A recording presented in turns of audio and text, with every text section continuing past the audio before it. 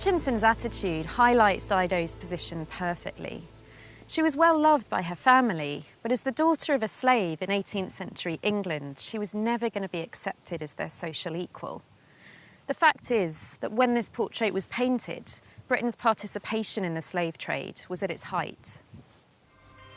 By the 18th century, demand for English cotton was booming. Easily washable and colourful, it was becoming the fashion fabric of choice for the middle classes and a valuable trading commodity driving the Industrial Revolution. However, the great wealth this brought the nation was built upon enslaved labour in Britain's colonies. To find out more, I'm meeting historian Alan Rice. So how important to the cotton industry around here was slave-produced cotton from America? Well, in the 1780s and 1790s, slave-produced cotton started exploding onto the scene here, so that a town like Manchester and its environs becomes a kind of world centre of cotton production. And that kind of bursts through and helps to fuel what becomes the Industrial Revolution. And how important was the cotton industry for the British economy? Very, very important. If you look at 1780, it's 2 or 3% of the exports from Britain are finished cotton goods. By the 1820s, 1830s, it's gone up to 22, 23%. So it's exceptionally important for the British economy in that it's a fifth of the economy. Also, a seventh of the population, the working population, are working in cotton-based industries in the mid-19th century.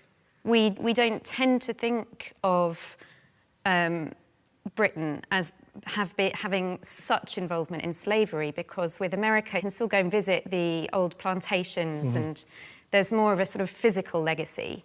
But here what we tend to forget, I think, is that there's such an economic legacy of slavery. The late 18th century is that moment when Britain is the most active slaving power. Liverpool is going into a frenzy of slave trading and is the largest slave port in the world.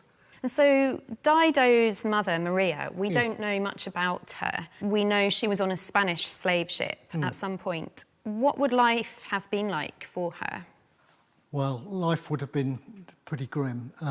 She'd be chained in the hold of a slave ship, usually 300 or 400 people in a very enclosed space, often the women separated from the men so that they're available for the crew and the captain. And they'd only been brought up from the hold once a day, maybe twice a day for exercise, and they'd be made to dance at those points to keep their limbs moving. We don't know much about the specific ship that Maria was on. We know it was captured by Captain Lindsay and that he took Maria under his wing.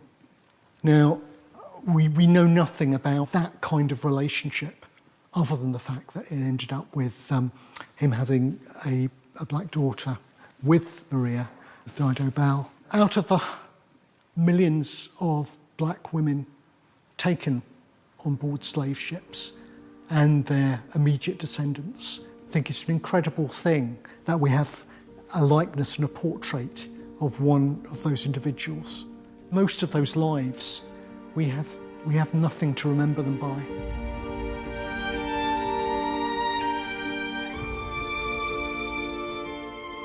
As Lord Chief Justice, Dido's great-uncle was one of the most powerful legal voices of the century.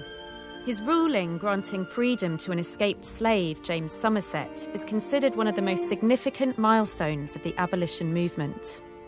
In his will, as well as leaving her some money, Lord Mansfield wrote, "I confirm to Dido Elizabeth Bell her freedom." Despite his landmark ruling, slavery wasn't abolished in the British Empire for another 40 years. No one was more aware of Dido's precarious position than her great-uncle.